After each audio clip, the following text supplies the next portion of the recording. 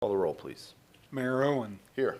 Vice Mayor Hartman. Here. Commissioner Colodi. Here. Commissioner Sachs. Here. Commissioner McGurk. Here. Thank you.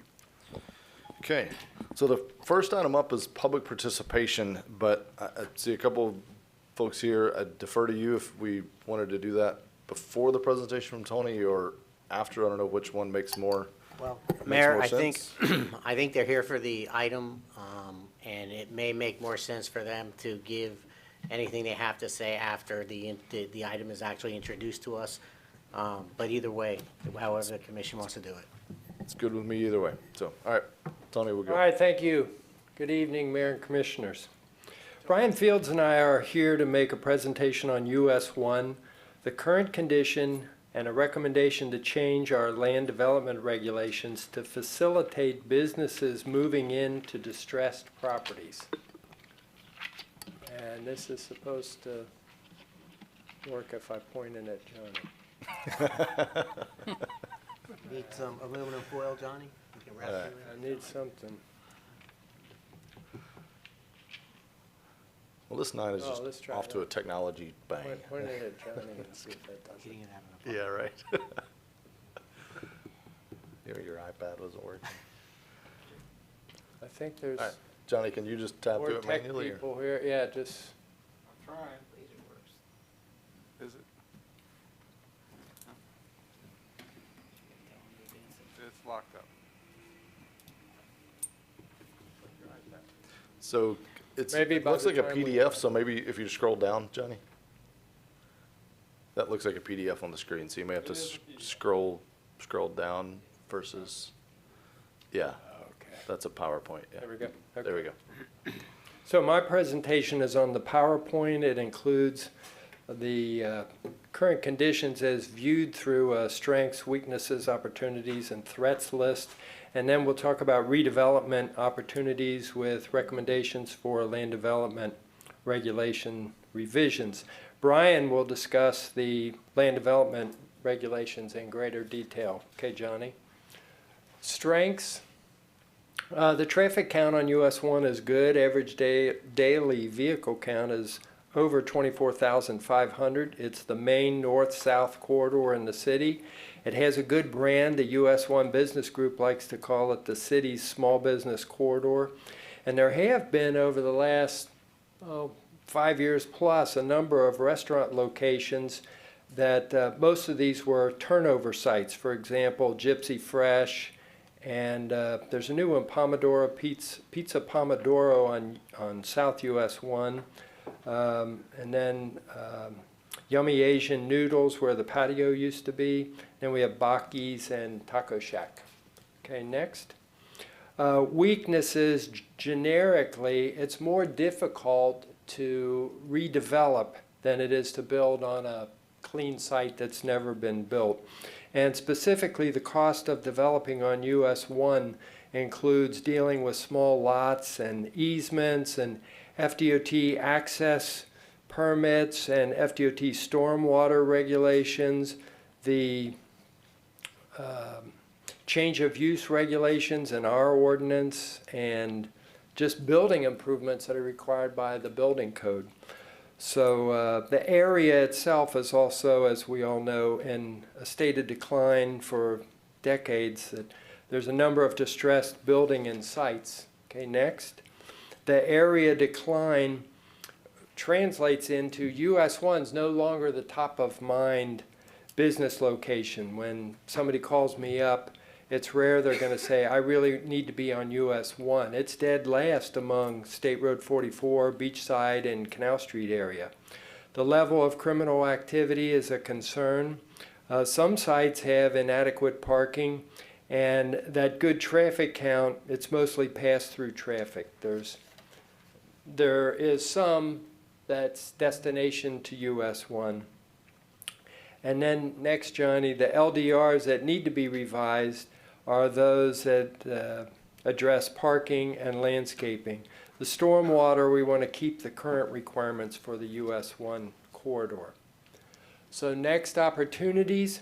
There's properties for sale. We'll talk about a couple of them where the staff is assisting in marketing those, helping them get on volusiasites.com, for example.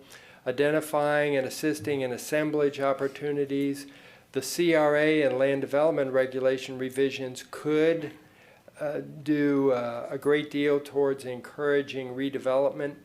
And there's potential infrastructure programs, like when FDOT is doing a project, we can get in like we did at US 1 and Canal and upgrade the certain features of their project.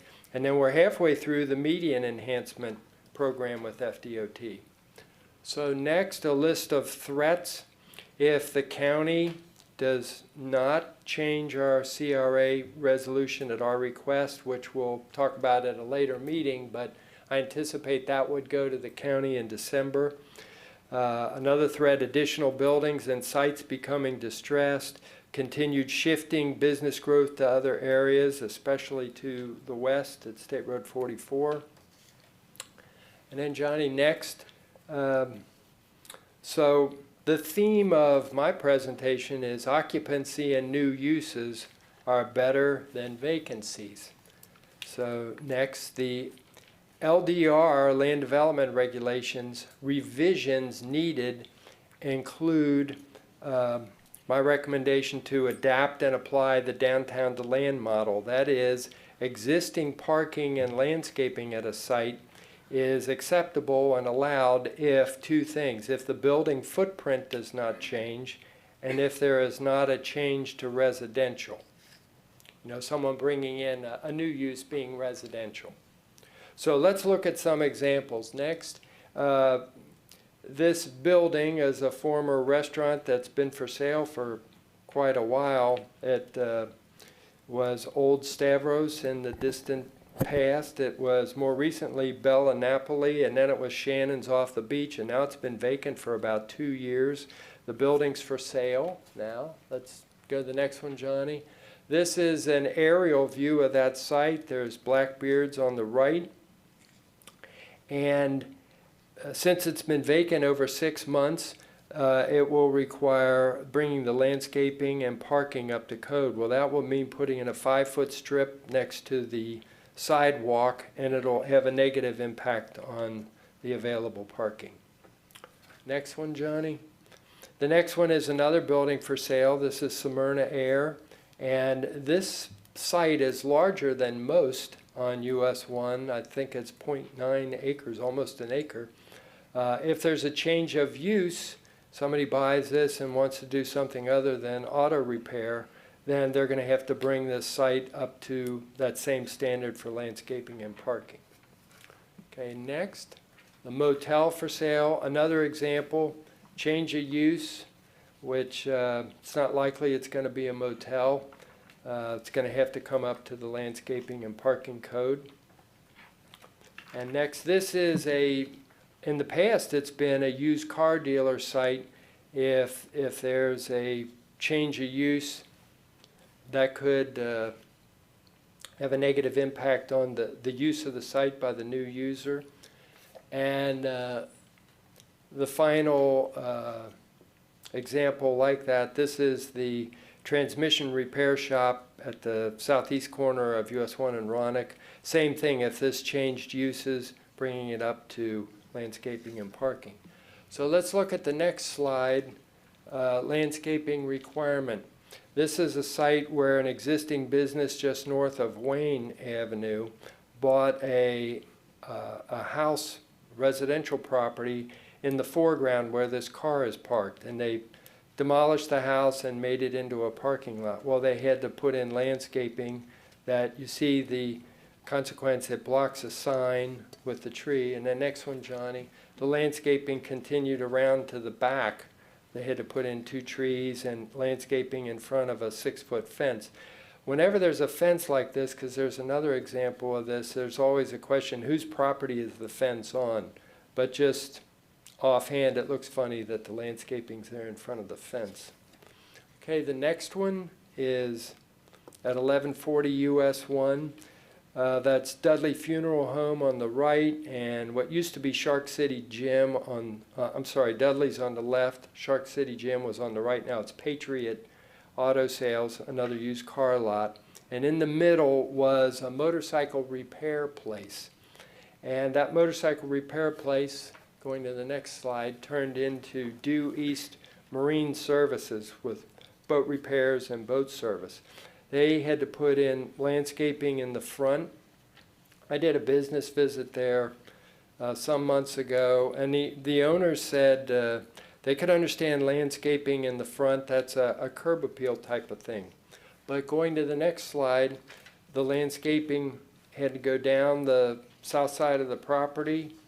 And then the next slide, it's also in the back of the property, and again in front of a 6-foot fence. This is on the side, and the next slide is one that's right next on the back property line.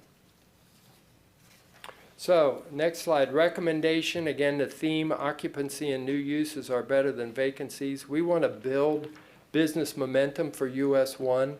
We want to attract new uses to diversify the business mix. But our current change of use procedure makes new uses difficult. So it's not helping to facilitate bringing in new uses. So revising the LDRs would ease the cost of entry. So in conclusion, next slide is my recommendation to roll back the current requirements that require updating parking and landscaping when the site does not comply for a new use, allow existing parking and landscaping for new uses if the building footprint does not change and new use does not include residential. And as I pointed out before, that's an ordinance that is used in downtown DeLand. So I'll be available for questions, and Brian's up next to talk more about the LDRs. Thank you, Tony. All right, so specific to the LDR requirements, I have no slides to go with mine, just a few remarks. Just to recap kind of what Tony's talking about, there's really two conditions on the existing LDRs. One is you have a building and you have a new tenant coming in, no change of use. It's been less than 6 months. They can just come in, get a business tax receipt. The building itself gets inspected for safety and accessibility, meeting minimum standards. But really, other than that, they can move in once they have that BTR. The second condition is if it's a change of use. These are permitted uses, so going from an insurance office to a restaurant, for example, would be a change of use, or a terminated use, which is more than 6 months since a building has been occupied, where they've moved out, the utilities are disconnected, and just a vacant building. In that situation, currently, the site must be brought up to standards to meet the LDR requirements. Most often, that's parking and landscaping, as well as accessibility. The building also must be brought up to code. So what Tony's referring to in the DeLand model is an exemption to those LDR requirements that no site changes would be required if there's no change to the building footprint. So somebody else is moving in, wouldn't matter if it's been 6 months or a year, wouldn't matter if it's a change of use, they would be allowed to move in with that exemption. Couple things with that, it does allow and encourage higher changeover of buildings with minimal or no site work. The parking adequacy in that situation would be determined by the prospective business owner or tenant to determine if what's there and what's available meets their needs as a business. With that in mind, it's most effective in places where there's overflow parking available, perhaps a public parking lot, on-street parking, or this highly encourages shared parking between adjacent commercial properties. That would have to be voluntary. And then kind of last item with that, this is again the DeLand model, would be if there's permitting requirements due to being on a state or county right-of-way, those would still be required in our situation. We do have some driveway access improvements, drainage. So even if we instituted that type of exemption, there still may be some site work needed to bring county or state roadway connections up to standard. So that's a summary of what, based on what Tony presented, we call it the DeLand model. That's what that would entail. Excellent. Thank you. We'll now take public participation, and then we'll have open dialogue with the commission. So any members of the public wish to speak on this topic?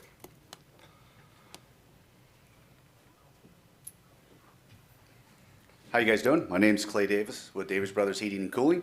And I just wanted to use, say, my parking lot as kind of an example of what we did. And what it was basically a drug house. And seems like once a month or every 2 months, we couldn't get into our driveway because the state police were there doing a raid or something like that. So we bought the house to eliminate that out of the city, wanted to put a parking lot there. Well, so I think some of the unintended consequences of this, those 12 parking spots we have end up costing about $12,000 each. And I think that's a lot of money for a business, small business to put out just to have a parking lot. You know, and I'm all for beautifying the city, but I think we need to think about in terms of US 1 improving it, we need to make it where it encourages people to come up here and invest and make these buildings nicer and maybe get rid of some of these buildings that are kind of a blight on the city. So like I said, I would like to encourage maybe we thinking about the rules and making that better. Well, and then it's also too, I have a paper I'd like to give you guys. When you develop on US 1 and like I say, we're talking about the FDOT, this is the checklist that you have to go through with them. And I checked on it when we were doing our parking lot. The cost of this is about, for the engineering, it's about $30,000 just for the DOT. So if you guys don't mind, I'd like to give this to you. Sure. And thank you so much for your time. Thank you. Anyone else wish to speak? Come ahead.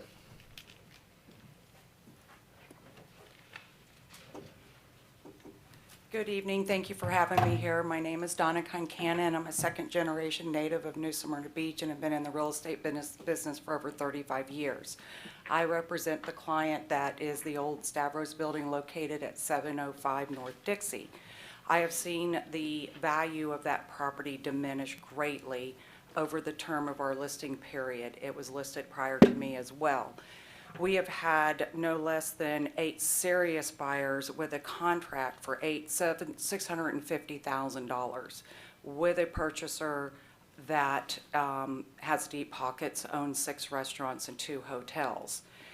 He's not afraid to spend money, and they were going to beautify that property and really create an anchor to bring in more restaurants and more similar businesses.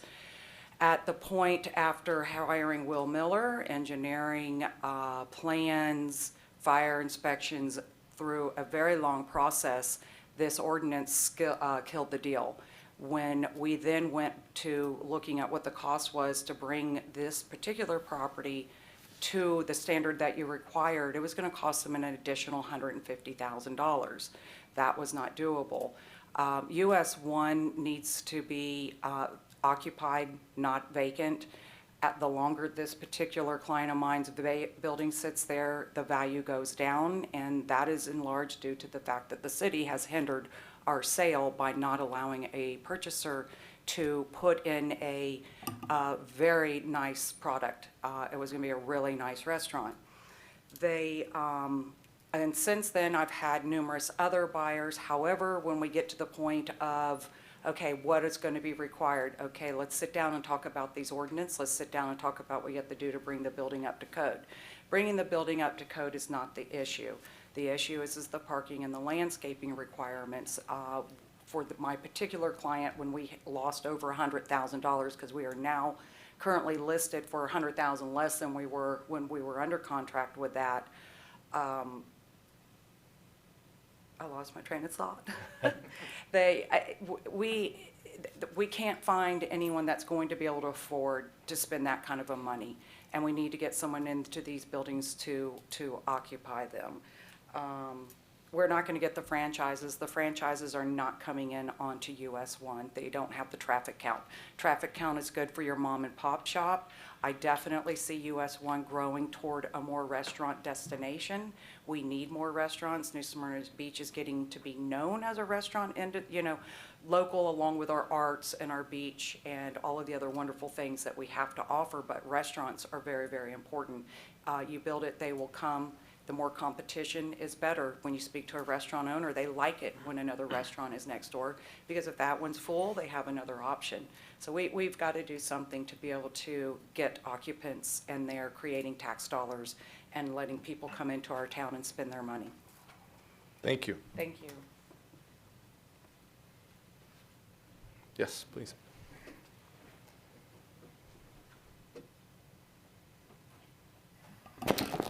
Hello, everybody. My name is Spiro Naus.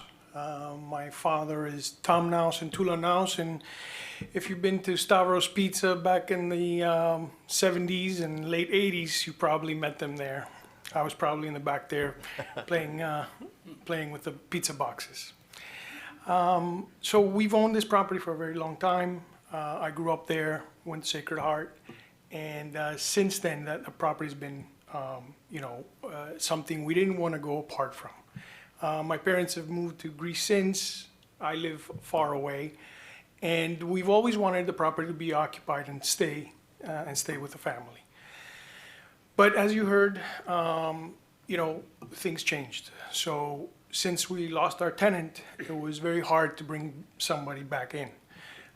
Through our contacts and other investors that are friends or business partners, we've tried to bring people to New Smyrna because we have the experience of doing really well here. I grew up here, my family did really well here. In fact, the proof is also the restaurants right next to us on each side. Dairy Queen has been there forever. Blackbeard's, the same thing. So, if you know what you're doing and you do a good job, you will do really well there. But the problem is the barrier to entry. Now, this is an additional, an additional step many people are now willing to take. And it's not just because they don't want to be in New Smyrna, but probably with less amount of money and less investment, they can go somewhere else.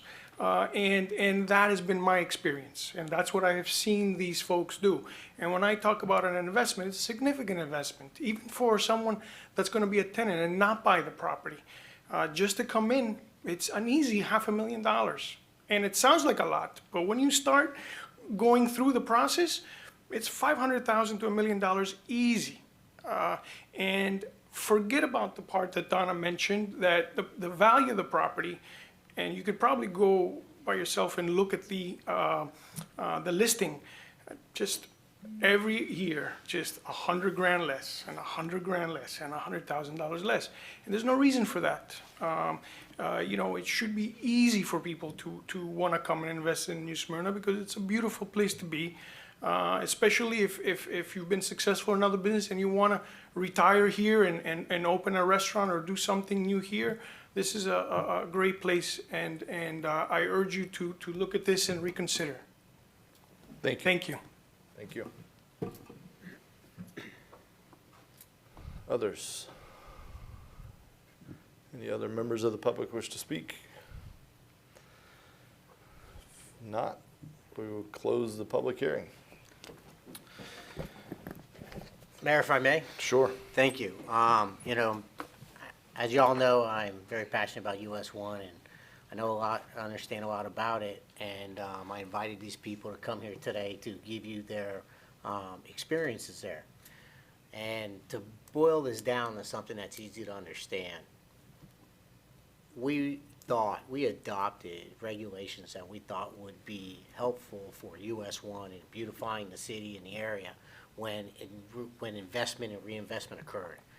But I can tell you that once we did that, we did not only not see that come in, but we created additional layers of problems on US 1. The problems of US 1 is all those homes, all those sites were originally platted for homes. They're all small lots. Some have been able to be added together, some not. When you apply current zoning regulations to old little properties, it's incredibly difficult to get any movement.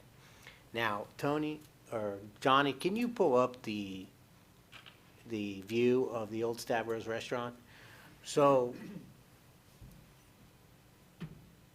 when you add all these problems in these regulations, the cost of developing this property, and I think what Donna was trying to say was they had a restaurateur who came in and wanted to buy it. But when you looked at the overall cost to invest in the area, the bottom line is, he said, I'd rather take that money to Beachside or 44, not US 1. Right there. Thank you. That's good right there. Perfect. So if you look on the right side of this photo, you'll see the wall between this location and Blackbeard's. And if you have the current regulations, will not only make that wall, you have to come in 5 to 7 feet on each property line to be able to landscape it if you have a change of use. So if you went into Blackbeard's and you took away 5 to 7 feet of parking because their cars park right up against that wall, you have the potential to lose all those parking spaces. The frontage of this property, the restaurant, historically cars have parked in front of it along US 1. There's about 8 or 9 parking spaces. You lose all that because the landscaping requirement makes you put in landscaping there. You lose the parking spaces. And in the restaurant, in this case, that was looking at it was, we were able to determine there was about 55 parking spaces. And when you got done adding the landscaping requirements, you got down to somewhere between 30 and 35. And if you add in 10 to 15 cars for employees of a restaurant, you're down to a very minimal amount of parking spaces. So really what staff is asking for, and what I hope we will adopt is, we're not asking for any special privileges. We're just looking to go back to where we were before we adopted these ordinances that, again, well-intended. I voted for it. I thought it would help. But I've learned that it hasn't helped and it's only made it worse. So that's really the key. And if you look at the property, oh, you have the aerial? One forward, 12. And so this property was very, very good. If you look at this building over here where Budget Rent-A-Car is, you see a driveway. The restaurant property and the Budget Rent-A-Car share that driveway. Now, if there's a change of use and these regulations kick in, there's a side yard setback. Same side yard setback that's going to affect the restaurant on the other side in Blackbeard's if there is ever a change of use, kicks in there. Now, the problem is you're going to affect that shared driveway if you take the side yard setback landscaping requirements. So you're going to add 5 to 7 feet of landscaping on either side of that property line, which is just to the left of that last bunch of landscaping. So it creates a problem. You'll have this property with a restaurant will have to lose a number of parking spaces to be able to create an ingress and egress around the property for parking.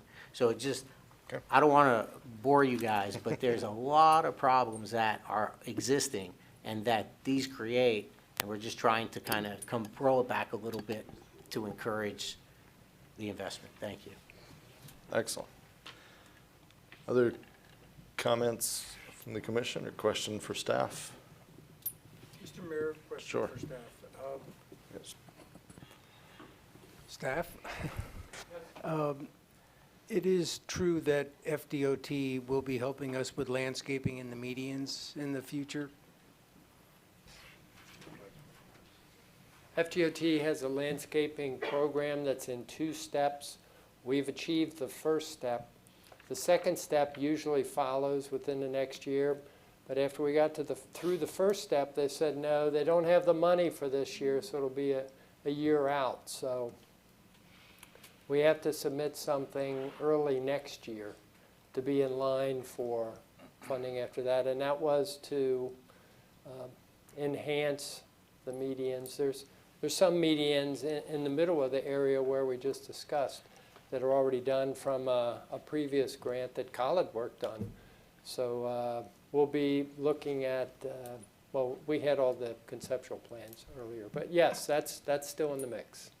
So the biggest problem for merchants and businesses is the increased landscaping that we are required. Does it also create a problem for their parking where we require them to have more parking? Or is it, we're just talking about landscaping, which is the constraint?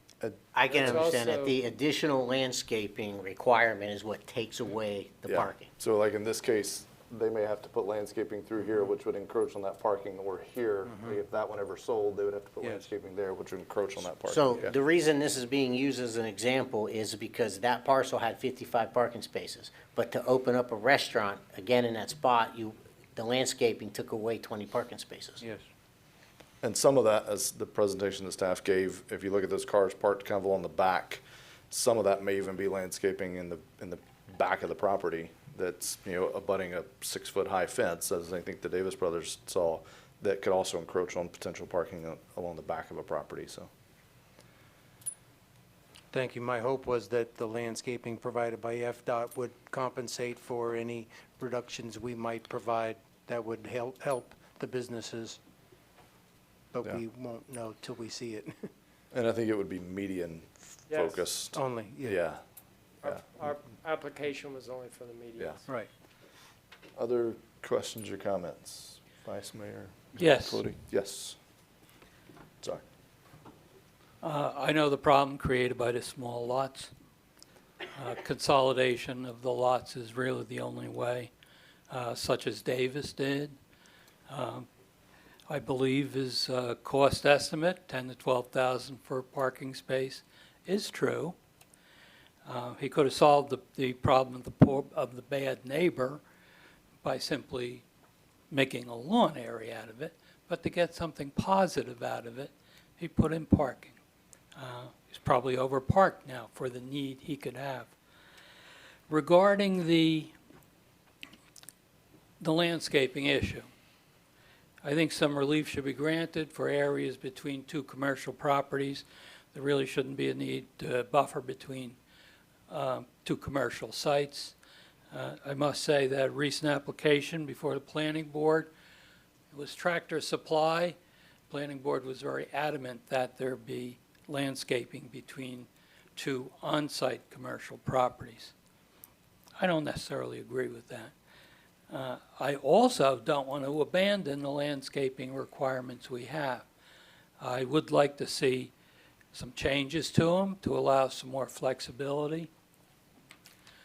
So perhaps the square footage can be maintained, but it wouldn't necessarily have to be in an area that takes away so much parking. Just looking at the picture that's on the screen now, the front parking, perhaps if you landscape 3 of those parking spaces for the full extent of the space, as you normally see in a shopping center when it's done, then that would probably meet the requirement. You'd lose 3 spaces instead of a large amount. As for new development and new uses, I don't think we should reduce the parking requirements at all. It will only extend the problems where you're underparked. We have that throughout the town, not just on Route 1. We're not reducing the parking requirements. I Excuse just me. want to make that clear. That was for new construction. I said, we make these changes, we have to look at the whole road, all the new uses, that hopefully when some of these older uses go away and some of these vacant properties that are there now are improved, we want to make sure we're not creating another problem in the future. You can see for Baki Restaurant, he was so tremendously underparked that he's either rented or bought the property next to him, because when you tried to pull into that old parking lot, you actually created a hazard out on the highway because vehicles were left out in the street trying to pull in. We don't want to create substandard parking. For the existing facilities, as I stated, I would like to see improved landscaping, but have some flexibility in there so that it could be placed in such a way as not to take away the use of a property. I could see the instance where if you had a restaurant and you were underparked and you want to put a new restaurant in there within a period of time, that you should be allowed to reopen and continue it as it went on. So I don't want to, in an attempt to make the highway better right now, I don't want to cause problems for the future. As was stated, this is going to become a community service road more than anything else. So a lot of the uses out there are good that are there now. We should encourage them, but we just don't want to make the situation worse for the future. And we actually should try to encourage these lots to combine. And if there's a way we can provide incentives, even financially, I would consider that. But that's something we would have to look at. Okay. Thank you, Mayor. Mr. Mayor? Vice Mayor, hang on, let Oh, I'm sorry, Vice you Mayor chime in first. Yeah. My esteemed colleague to the right here was too gracious to say, "I told you so," but I think he made these very remarks when we did this originally, that these were going to be some unintended consequences. Are we looking for exemptions on parcel by parcel, or are we looking to roll back the entire LDRs back to the original language? What's been proposed would be an exemption for buildings that do not change the existing building footprint. So would not include vacant parcels, complete redevelopment plans or expansions, just working with those existing buildings. Okay.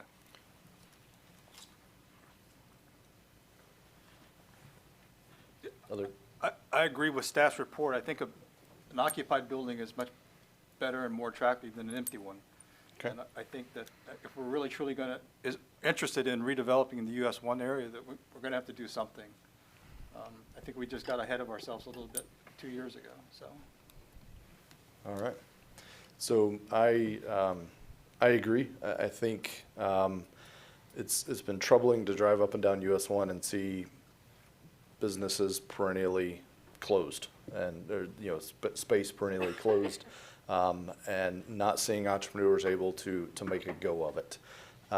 So I think if this is one of the causes, then we can fix this. And I thoroughly agree. And I think if we hold to this principle that occupied is better than vacant, even if occupied isn't landscaped as well as we might want, but occupied is still better than vacant all day long. And I had a chance to talk to Tony just before the meeting, and one thing I threw out was, most businesses, the statistics are, and he probably knows it better than I do, but it's within the first year, 90% of small businesses fail. So if you're surviving 2 or 3 years, pretty good chance you're now kind of integrated into the fabric of the community. So I wonder if there's to my colleague Commissioner Colodey's point, I don't want to lose sight of the end game of improving the US 1 corridor overall. I think allowing businesses lowering that barrier to entry, allowing them to kind of succeed or fail early on with a low barrier to entry, and then maybe eventually there's some things that start kicking in where we ask them to, hey, over 3 to 5 years, we'd like to see you, upgrade some of this landscaping that wouldn't have the negative impacts. And I don't know how you craft all that language, but maybe there's a middle ground where we lower the barrier to entry, but still get to, over time, US 1 is improved and everyone's property values are heading in the other direction. So I don't know how you could get there. I don't know if the land model addresses that at all, or if staff would have ideas on that. Well, we could come back with an ordinance that would address these and that Well, thought. so here's what I would suggest. And I understand what you're saying, Mayor, and Commissioner Colodey, I got it. This was Pam's point to me was we have to find ways to make progress other than simply finding tenants. So I get it. So what I would like to do is, how about we adopt staff's plan, staff's idea. We're not going to adopt it. We're going to move it forward to the planning and zoning to have time to look at it. Then it'll come to us after planning and zoning. And at the very least, we can at least get something done now, and we always have the opportunity to task staff with coming back with recommendations. What I would like to do is get this rollback done and then have time to be able to look at something, as opposed to they're having anxiety of what can we do, what should we do, but we need to do something quick. So if we move forward what staff is proposing now, and then we can take the time to look back and say, okay, staff, what recommendations would work? What can you give us that would both deal with the concerns that are existing, that we roll back, and at the same time, deal with the concerns that the mayor and Commissioner Colodey have? Yeah, and I certainly have no problems with that. I guess my thought was, this is, I don't think we're going so far out to say, as we're going through that first pass, I mean, I certainly think I support the end goal of rolling this back. I think as we're vetting it through EDAB, P&Z, all those other agencies looking for input, I'd like to just see us not losing sight of that end goal. And if the final product that we land on achieves the rollback plus something else, great. If we can't get there, staff comes back and says, hey, we there's just no magic bullet on that. We've got to keep working on that. Then I certainly don't want to see us delaying this while we seek that, perfect is the enemy of completion. So I'm not looking for perfection, but if I'd like to at least keep that in the conversation as we move forward. That's my personal thought. Fair enough. And with that, I'll make a motion to move this forward for P and Z. Would that be the 3rd of June, or would that be the July meeting? Wouldn't be June. Mr. Mayor, if I may, before Commissioner McGurk makes his motion, I have one more question and comment. It's- Sure, go ahead. and, As far as weaknesses go, a multi-use trail or path or pedestrian path was proposed by FDOT to go to Ormond, I presume. Will that be an impediment or a weakness that will affect the businesses, do you foresee? That's not going I in don't think there. it's going through here, though. We've changed Going around out that. west. Yeah, And That's that, the last I heard. that is, that's not going to be on US 1 anymore. okay, because I thought I saw that again, and that was a separate trail. No, there's no trail that I'm aware of that's going along US 1. Yeah. And we can ask Nancy, that she's our trails expert, but not to my knowledge. Well, that's good news. I would second that for discussion. Okay, so we had a motion to approve it. I think there was a question on what P and Z that was to, but we'll just say next P and Z. Yeah, I Would just that be- want, the yeah. motion was to move it forward to planning and zoning. Motion, move it forward to P and Z. I would ask, doesn't have to be in the motion, but if we can also circulate it through EDAB as well, just for their input. We have a second. Any other discussion on this motion?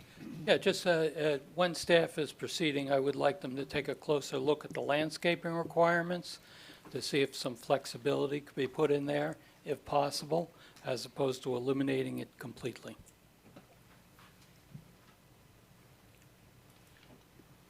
Okay.